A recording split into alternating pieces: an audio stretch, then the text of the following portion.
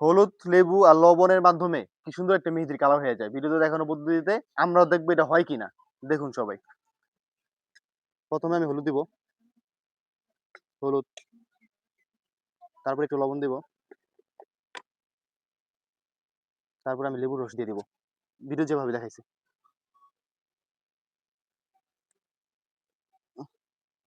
হুম, না লেবুটা পুরো মিক্স করতেছি। মোটামুটি এখন হচ্ছে আমি এটা লাড়বো। এটা লাড়ার পরে মোটামুটি একটা কালার হইছে।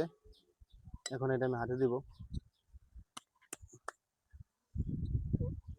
দেখি হয় কিনা কালার।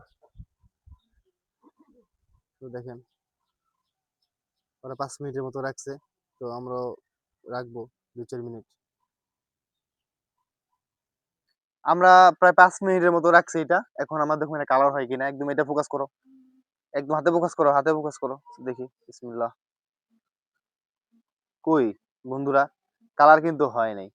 তো ভিডিওতে যে পদ্ধতিটা দেখাইছে সেটা হচ্ছে ভিডিওতে যে পদ্ধতি দেখাইছে সেটা হচ্ছে ভুয়া। তো আপনারা এটা করবেন না।